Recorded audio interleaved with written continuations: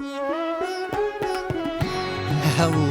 and welcome to this episode of Tripology. It's the only backpacking show where two best friends call each other up and talk all about travel. I'm Alun and I'm here with the ever overlooked Adam. As you may have noticed, guys, if you're watching this podcast, I'm three different backgrounds into three different episodes, so you may well deduce from that I am, in fact, on the road. I'm travelling around in my van. I've just got back from a 3-day, 65-kilometre hike. My legs feel like they're about to explode, and today I drove 450 kilometres in my van. But if I can be here, so can you. That's right, here on a Tuesday. Best day of the week these days. Good old Tuesday. I hope that you're accruing lots of stories, Adam, to tell on the podcast in subsequent weeks. The stories are being accrued, mate. I'm writing notes. I'm writing mental notes and literal ones on a pad.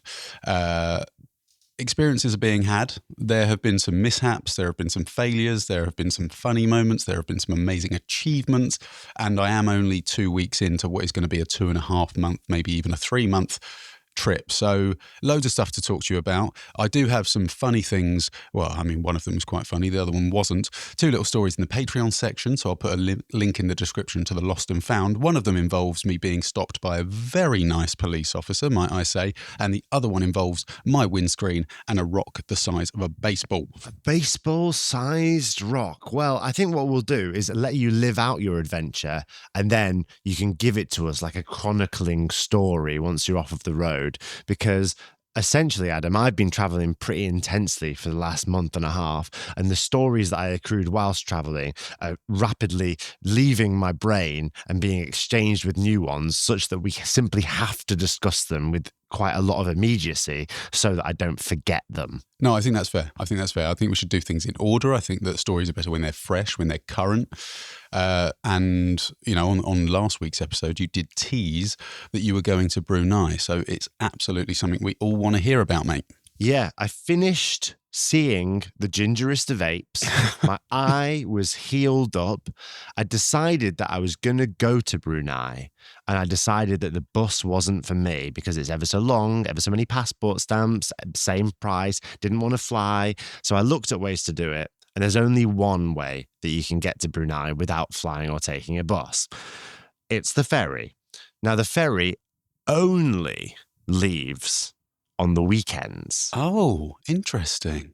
And you'll be pleased to know that my completion of Kinabatangan River and seeing the orangutan finished on the weekend. So it was perfect. No problem at all. Take a bus back to Kota Kinabalu and begin my journey to Brunei. Now, I asked people all over Borneo, have you been to Brunei? What did you think of Brunei? Would you recommend Brunei?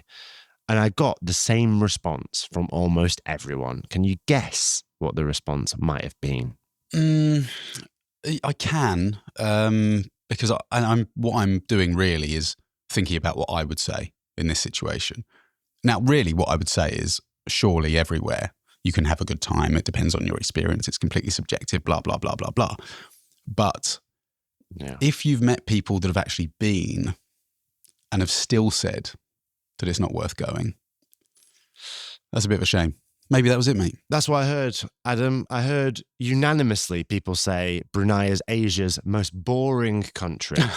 I heard them say there is no point in going to Brunei unless you're counting countries. Oh my goodness. Yeah, I know. It's scathing. How dare someone say that to you? Counting countries? You, of all people, counting countries. I said, I'm thinking about going to Brunei. They went, if you want to add another country to your list, then go. But there's not much to see or do there. You said, yeah, that's why I'm in this game. Yeah. I'm just trying to get to 197 or whatever it is. I mean, that is a strange phenomena, isn't it? I was listening to a podcast the other day, actually, another travel show, about how the weird competitiveness of counting countries. It's so reductive to celebrate having been to every country if some of those have been for just a matter of hours. Yeah. I think. I mean, it's a completely different take on what we think travel is, I suppose. Absolutely. I actually know that there's some people that count countries, including their stay in airports during layovers, which is so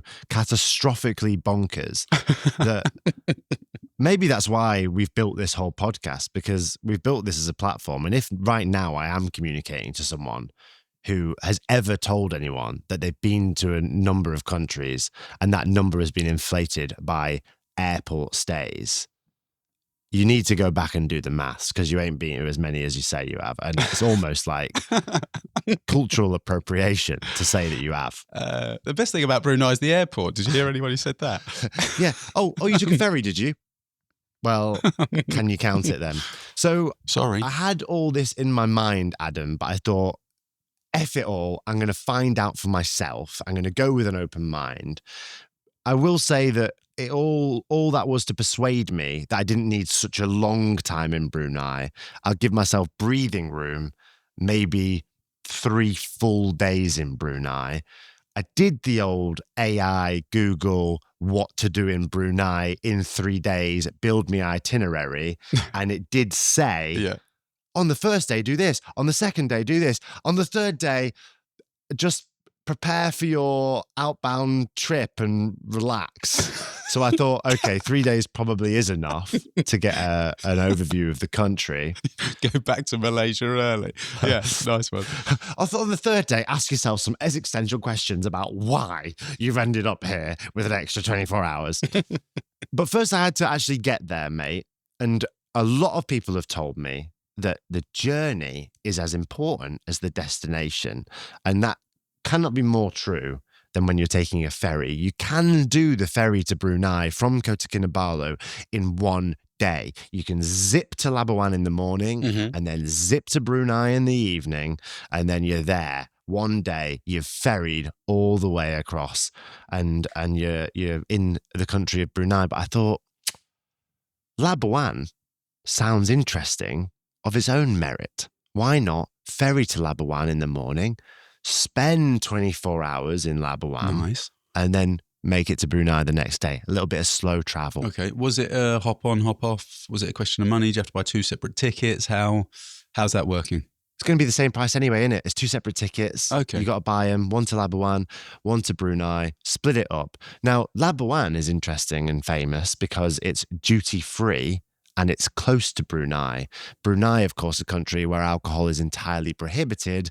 Labuan, just a short ferry ride away, and alcohol is tax-free. Nice, duty-free, my favourite kind of duty. So, I mean, what does this mean then? You're having a bit of a knees up on the cards before you have to go dry? No, as we know, I don't like to drink with strangers, so I didn't partake in Labuan, but I was there for historical interest because Labuan was occupied by the Japanese in World War II between the years of 1942 and 1945. It became the seat of Japanese occupation and also the seat of the Allied forces confronting of the Japanese during World War II, and it was the site of the Japanese surrender in Borneo. So there's a lot of interesting World War II historical sites, including the place where the surrender was issued. There's a memorial there, and there's also a war cemetery with over 1,000 Australian and British troops that gave their lives during World War II for the cause of freedom, Adam. My God. Did you know all this going in, or was that something that ChatGPT or any other resources kind of coughed up when you did a bit of research? No. Online, you'll hear a lot about the duty-free, less so about the World War II significance, but it's very apparent when you're there that it's a place of great historical interest. And it was, of course, also a site of, it was a British colony and a lot of, like a mining place. And there's like a lot of interesting history in Labuan. Wow. So I don't think I'd recommend it to your average traveller, but I think if you have a historical interest, there is enough to do there to justify a slower roll towards Brunei. Yeah. If you're that way inclined, I mean, it sounds great. It sounds like there's so much going on there that it maybe should be better publicised, perhaps, for people that are interested in that sort of thing. Maybe people who would already know, perhaps. Well, it's in the early stages of people kind of trying to promote itself as a place that people should go, and faces some infrastructure issues as a part of that, because there's a problem, and this is throughout Malaysia actually, but it really was exacerbated in Labuan, where oftentimes you'll get a grab to a location Grab is the local ride-hailing app, right? Like Uber or something like that. Yeah. But is it usually motorbikes or almost exclusively motorbikes? In Malaysia, it can't be motorbikes. It's illegal for it to be motorbikes. In Malaysia, it has to be cars. Oh, wow. Okay, there's a little tidbit for you. Yeah. So you'll take a Grab out to a place that you want to be, and then oftentimes there will be no Grabs back from that place. Oh, okay. Interesting. I didn't realise that. So I was in the centre of Labuan. I thought, I'm going to go across the island to Surrender Point, the place where the Japanese commander in Borneo lay over his surrender to the commander of the British Army. That sounds interesting. I'll go there. Took a Grab out. Yeah. My driver said to me, "Do you want me to wait for you?" And I thought, well, certainly not. I would like to explore Surrender Point at my own leisure. There's a beach there. There's a memorial place. I'm going to just relax, and then I'll hail another Grab, you know? I've got a Saily eSIM in my phone, so I can hail a Grab from anywhere.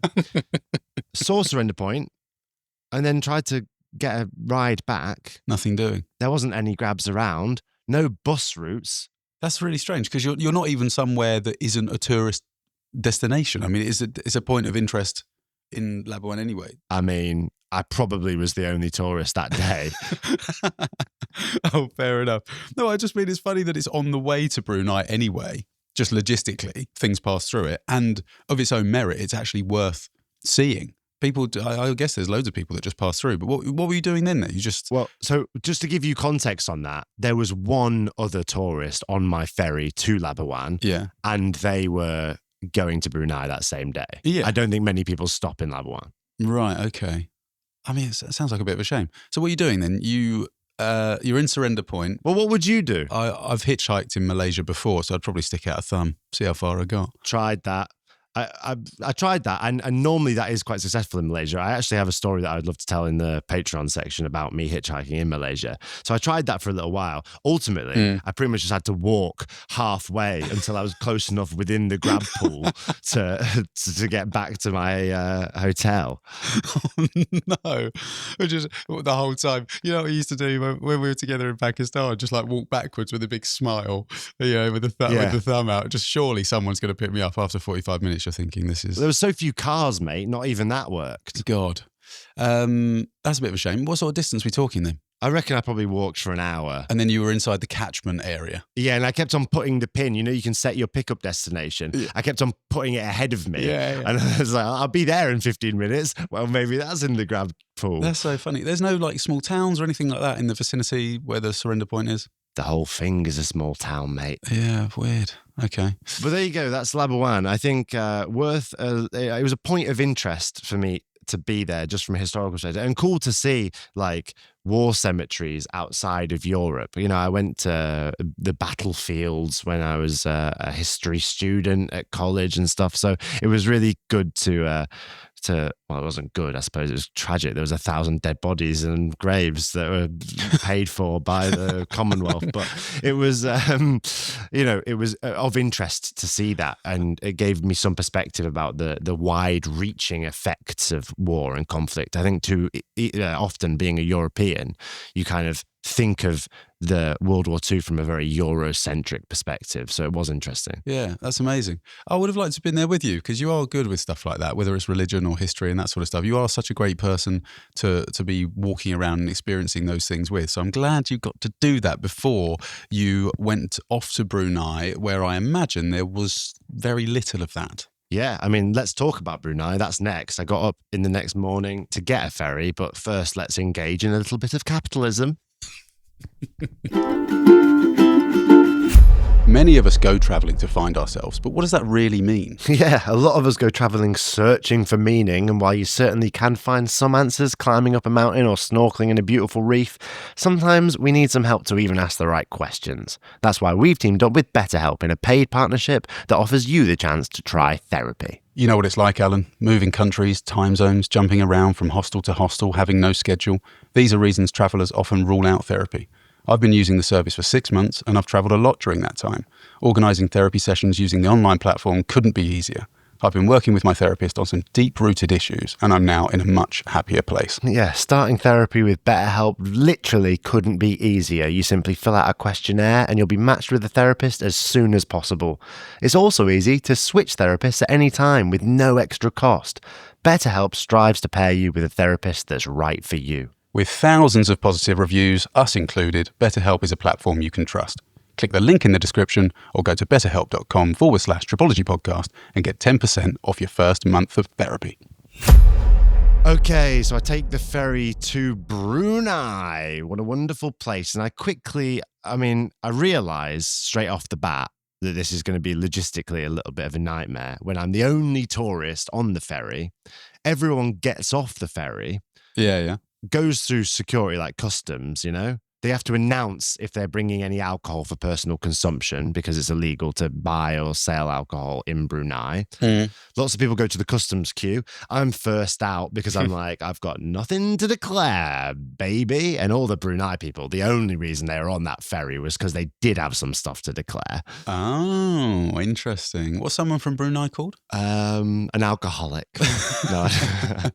I don't know what it is. If you do know, send us a message on Instagram at Tripology Podcast. A Bruneian is what I'm going to go with. I think Bruneian is nice. Yeah, and if it's not that, probably should be. But I always get confused because someone from Leeds is called a Leodensian. That's amazing. And someone from Manchester is a Mancunian. So sometimes they just break free from the constraints of what you would think it would be, like a Londoner. Yeah. I didn't tell you, but I was a couple of weeks ago. I bumped into someone who had a very similar accent to you and your family. That's interesting because I don't have an accent. and then the lady that I was talking to, she asked me where I was from, and I said, "Oh, just south of London or whatever." I said, "Are you from Stockport?" She went, "Yeah." What? How did you know that? I was like, "Oh, my best mate's from Stockport." So kind of fine-tune the accent. She was like, "Oh my God, that's amazing. That's the first time anyone's ever pinned it." I was like, "Oh, that's lovely. Well, tell her thank you from me." Thank you from you. That's funny. Anyway, Brunei, much more interesting. Sorry. So there I am. Then everyone goes out of the ferry terminal and immediately gets in their own private cars that had been waiting for them all in the car park. Love it. Rollers, Bentleys, you name it. Now I'm in a situation because Grab ain't working in Brunei, mate. No. Everyone's on a private car. I say, "Oh, excuse me, ticket officer. There wouldn't happen to be a bus or something that I could take into Brunei. My hostel is sort of quite central. Just looking to take a bus." He went, "No, everyone has private cars in Brunei, sir." Oh dear. I went, "Oh, like how would I get to the city centre?" He said, "Oh, you'll have to hire a private car." Oh yeah, wow. And I said, "Okay, well, how do I do that?" He said, "We have a app here called Dart that people use." I said, "Okay." He said, "You can pay me to use the Wi-Fi here, and then you can download Dart, and then there's no cash machine here, so you'll have to top it up with some credits, the Dart app, and then use that to negotiate with the driver to take you where you need to go." So it was all a bit of a nightmare, mate. I was in that ferry terminal for longer than I care to admit, logistically solving the problem. For as cheap as you possibly could. I know you're inquisitive and that sort of stuff. You probably were looking for other ways. Or when he told you that, were you like, "That's categoric. Surely that's the only way"? You thought, "Oh, surely." You're not joking, mate. I got on that Dart app. I was messaging drivers. One of them said, "Oh, you're quite far." And I said, "Well, why don't you pick up some other people and then pay me some cash back?" And I negotiated with the driver for me to pay her all the money on the Dart app ecosystem. But then she picked up other people and gave me some of the cash that they gave her to get the thing. And I was in the front with her, like wheeling and dealing some Brunei dollars under the dashboard. It was great, mate. Oh, that's brilliant. That's cool. It is the Brunei dollar is the currency, is it? Yeah, and it's pegged to the Singaporean dollar. Oh, okay. Which may be even higher at the moment, stronger. than the British pound. It's not. Is it not? No, but it's high. Yeah, it is high, but it's not stronger. It's like, I think it's like... Maybe I'm getting confused with the Kuwaiti dinar. Maybe you are, mate. It's a common thing. Oftentimes people have come unstuck in Brunei because they've tried to pay for something. They've thought, oh, that's a bit expensive. And they go, oh, I'm thinking of the Kuwaiti dinar. Fuck. If I've got that wrong, then I'll but anyway, so you're already setting up businesses in Brunei. Love to hear it. Yeah, so I've got a little taxi business. I go to the hostel, which is the most unusual hostel I've ever stayed in my life. It's completely self-check-in. And instead of a series of dorm beds, each room has its own little glass box, which you can unlock using a key that's been placed for you if you've pre-booked. And then you open up your glass box and inside is just a single bed. And you get inside and switch a fan on and you're sort of ensconced in this glass coffin. Yeah, it sounds impersonal. And is it a little bit voyeuristic? Can you kind of have a little cheeky peek at other people, or was it? No, thankfully they have curtains that wrap around the glass box. Although, like a David Blaine trick or something, was it? Yeah, I like to think. Yeah, it's fucking David Blaine magic trick in Brunei. Exactly, man. I like to think, sometimes hostels' culture changes depending on the guests staying there. Yeah. I like to think sometimes there's been enough people that they've gone, let's all just take our curtains down and just have a real sexy time with our boxes all naked. Let's fill these with water and pretend to be fish. Yeah, all that sort of thing, mate, going on. But when I was there, it was very above board, apart from the fact that consistently people struggled with the check-in process. So it wouldn't become uncommon for Chinese tourists to come in and like knock on all the glass boxes, inquiring as to how they might check in. And I became sort of a de facto check-in officer in that hostel. And I would like relay, I've learned quite a lot of Mandarin, and I'd be like, Shasha, let me check you in, baby. Ni hao. Are we charging money for that as well? I mean, how does that sort of work? Your time costs something, right? Yeah, I was laundering the money that I made through the taxi business illegally, funneling that through the Chinese tourists and making a pretty penny. But let me just give you a quick rundown of Brunei, mate, because let me tell you that I disagree with the opinion that Brunei isn't interesting. I think Brunei is incredibly interesting. People said there's nothing to do. There is some stuff to do, but I do agree there ain't that much to do. But I don't think the interesting thing about travel is doing things all the time. Yeah, sure. So from a touristic sort of attraction, monuments and all this kind of stuff. You're going to go to the Omar Ali Mosque, which is a really beautiful mosque. Yeah. You're going to go to the Royal Regalia Museum, and you're going to pay a boat driver to take you down this floating village, right, and into the mangroves where you can see proboscis monkeys, you can see crocodiles. The village itself is 1,000 years old. Oh, wow. And like all the houses are on stilts. And it's really quite interesting to see that. Mm-hmm. But once you've done those three things, you're probably about spent on things to do in Brunei. You're back on ChatGPT.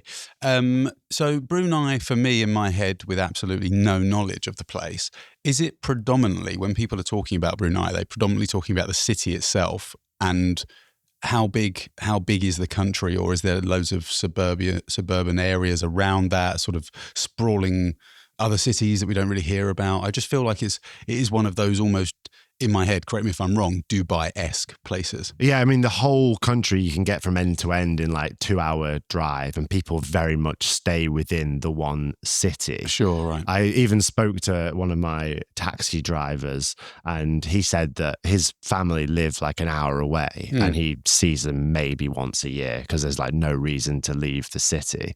I think what defines Brunei is that the quality of life for the people that live there seems to be exceptionally high. Mm-hmm. When you ask people, sometimes taxi drivers are a really good barometer for how a country is and what it's like, because... Like the Big Mac Index. It's a bit like the Big Mac Index. Yeah, exactly. Often I say to taxi drivers, what's your opinion of the country? This taxi driver said, everything's cheap, the wages are good, we get free healthcare and free education and gifts from the Sultan, financial gifts from the Sultan.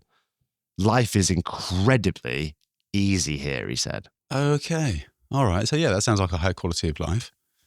Sounds like everyone is living a good life. I mean, for taxi drivers in possibly almost every other country, must be quite difficult. Yeah, that's why they're a good barometer, I think, because taxi drivers are like people that are working all the time, have their ear to the pulse of like what the Brunei people or whatever country's people are feeling. They're like working men, aren't they? Yeah. And I think it was interesting to hear him say life is really easy in Brunei. Is it quite, aside from your conversation with the taxi driver, is it quite obvious to see that in the streets? It's absolutely pristine. Yeah. Where was the last place you said was pristine?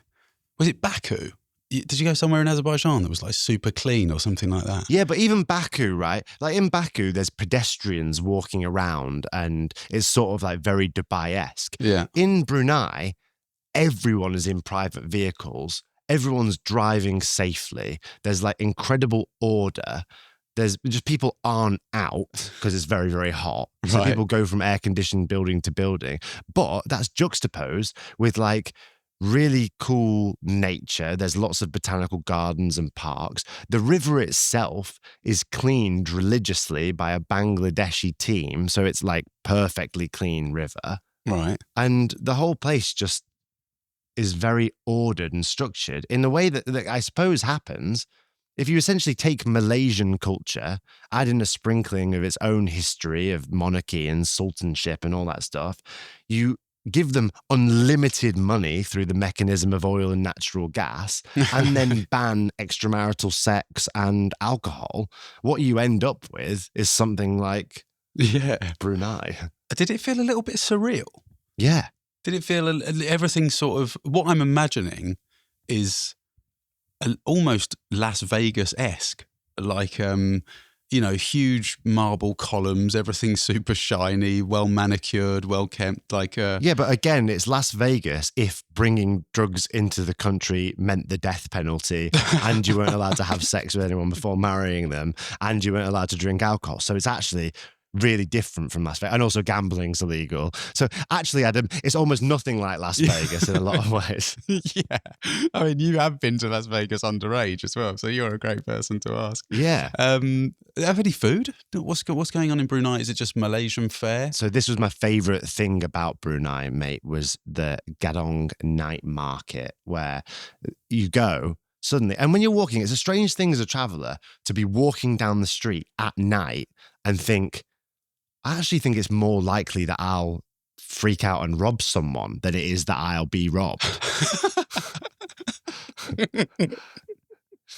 Like you're getting one of those, maybe you know the name, I don't know the name, but there's when you're in a high pressure situation, possibly someone, I don't want to tell the example that I usually use off air, but anyway, there was like a sales director I used to work for, and I used to have this weird thought, like, I hope I don't fuck anything up in this conversation, but even though I wouldn't, but it's like this weird anxious thought that you give space to and it spirals. You know, like if you're standing at a balcony and you think, oh, I hope I don't jump off the balcony. Like, why would you? Yeah. But you mean like, I hope I don't just fucking rob someone now, but it's more likely. The French call it l'appel de vide, the call to the void. And yeah, you're like walking down the street in Brunei and everyone's so safe and nice and lovely. So you just think like, oh, in a rare turn of events, I'm the most dangerous person here. Yeah, weird. You get to the night market and there's like, that's where everyone is. Suddenly, everyone's out of the cars. You're in a hot, smoky night market with the best satay and food of all different shapes and sizes and drinks and bubble teas and fried lamb and rice and all sorts of beautiful things. I went in the night market with the strategy of, I'm just going to eat what everyone else is eating. Like I'm going to choose the most popular stand and just queue for whatever the Brunei people are choosing to have. Yeah, decent strategy. Now, I think it's a good strategy. I walked past some of the most interesting things at the market. You know, there were like local Brunei, like fish, sort of fried fish crackery things. There was aforementioned all sorts of like grilled meats and fish and all that sort of stuff. I went to the longest queue I could find. Right. Queued for, like, it was much longer than any other queue. I thought, this has got to be the fucking best thing Brunei has to offer. Everything else was almost immediate. You could go and get it. This was a 10-minute queue. Yeah. It was for fried chicken. Oh, just like in a batter. Yeah, just your bog standard, mate. Well, no brand or anything. Hopefully it was still like an uncle frying it up in some oil, was it? But yeah, it was an uncle frying it up in some oil, but I mean, it was just, it's difficult to make that feel special, if I'm honest. And from then on, I realized that if I was looking for quality food in Brunei, the internet was going to be more discerning than the locals. And it was the last time I trusted those locals with my dinner because it was just fried chicken, mate. So I decided Gadong night market every single night. Really cool. And what are you doing? Like YouTube video, best food, Brunei? That's a sort of go-to of mine. I ended up having a little bit of everything, mate, going around having all sorts of things. There was one thing that I particularly wanted to try in Brunei, and it's kind of the one national dish of Brunei, and it was very, very difficult to find. And the only place I could find that did it as a set menu for two. So I had to gorge myself in order to try this thing. Very nice. You couldn't like share it with someone at the back of the queue for the fried chicken. Look, mate, you're going to be here for a long time, and trust me, you're going to be disappointed when you get to the front. So you better go halves with me on this. Yeah, no, unfortunately, because Brunei is so not a tourist destination, I didn't meet any other travelers to share the experience with. Yeah. But the item, you'd find it really interesting, mate. It's called ambuyet. Okay. And it's the inside of a sago palm tree scooped out and mixed with hot water to make this really gloopy starch. Yeah, cool. And then they use this two-pronged bamboo utensil called a chandas, and they'll like loop it up on the stick and then dip it in different sauces and just eat the starch. It's a bit like tapioca starch, kind of. It was really amazing. Does it just taste of whatever it's dipped in? Absolutely, yeah. It's just like a kind of gloopy, starchy, palmy mass. Oh, can it be savoury and sweet as well? You could dip it in some sugar if you're a psychopath, yeah. That's really cool, mate. I have got a question which maybe you're even waiting for. But do you think that your experience in Brunei was so surprisingly positive because of what people had said before? It's very difficult for you to just go in there objectively, because when you're loaded with so much negative information and people saying, you know, I really wouldn't bother. I mean, if you got literally nothing else to do in this area, you might as well. So there's that element of surprise. I did go in with the bias that I wanted it to be better than people said. Yeah, definitely. But I did genuinely find that, oh no, it definitely isn't uninteresting. Sure, yeah. For a bunch of cultural, historical reasons, it is interesting. The idea there was a country that was protectorate of the British, not colonized by the British, because they understood the oil potential. The fact that it's always been this monarchy, but the discovery of oil there has meant that sultan is now worth $50 billion and upwards. And it's just like, I think the country is culturally very, very interesting. Yeah. That's really cool. So I'm going to start a new movement, mate. And far from saying it's just for counting countries, I'm going to say, if you haven't been to Brunei, have you really travelled? Yeah, I like it, mate. You've got to have something about you to tell someone not to go somewhere. And with that was a rough review of my time in Brunei, my journey there via Labuan. But we have got to hear from another traveller.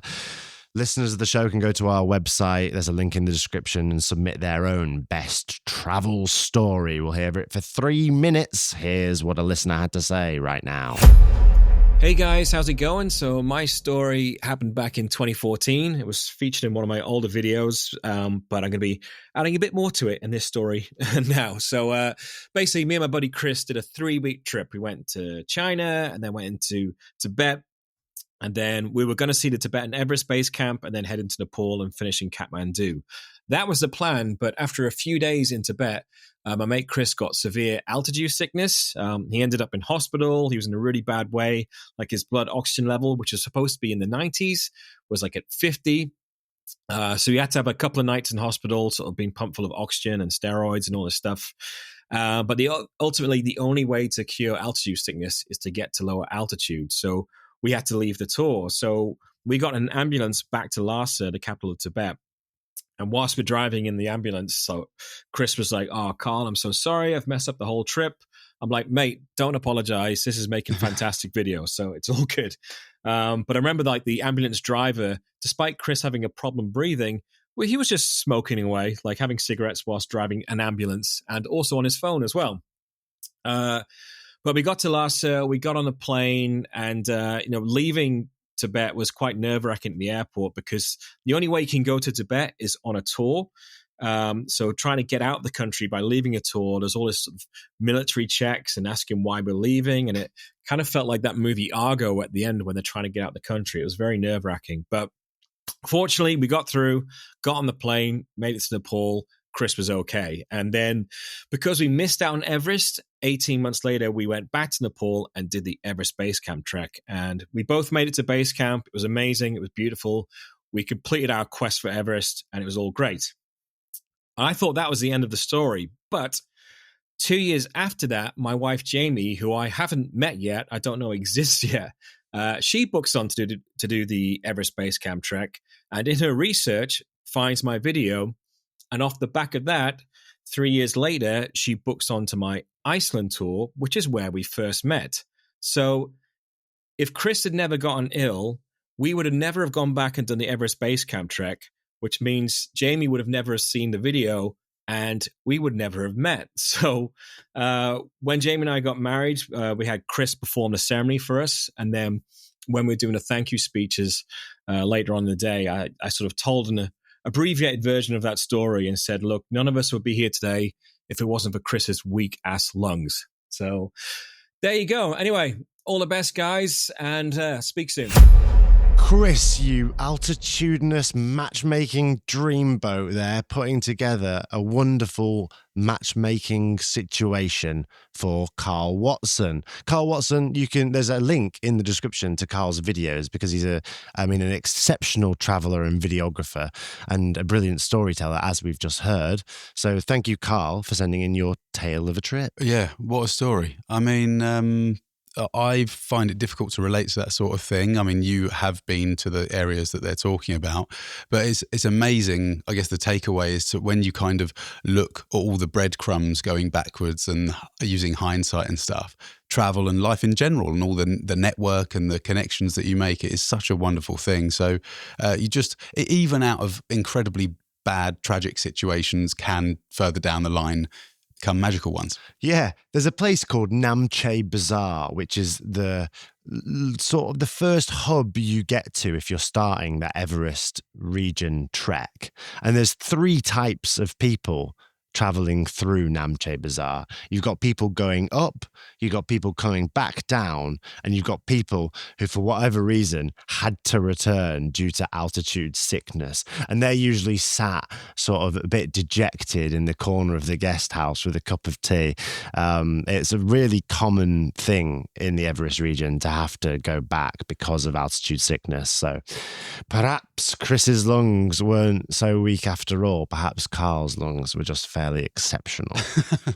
Yeah, I mean, you know that I'm worried about altitude sickness. You know that I've got Nepal and, of course, Tibet to explore. So that's kind of filled me with a bit of confidence that if in doubt, just hang around, maybe go down, don't worry about it too much, and then you can always attempt it later on. You may even get a marriage out of it.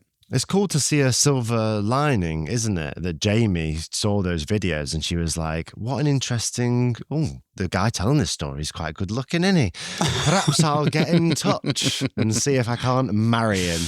Yeah, really, really cool. Thanks ever so much for the voice note, Karl. We love talking to you. We're a huge fan of your videos, of course. Karl has an amazing way of capturing backpacking and group travel that I don't think any other YouTuber does. So go and check out his stuff. He's certainly one of my favourites, mate. But if you, the listening audience, if one of you has a story that you think rivals Karl's, or you've had your own altitudinous mishaps, why not send it in? There's a link to Tales of a Trip down in the description as well. You could be on the next episode of Tripology telling us about how you vomited all the way down a mountain or something similar. Now, though, we've got to go to the Lost and Found section just for the Patreonies, where Adam's got some special little stories to tell. We'll see you all there. We'll see you there. Bye.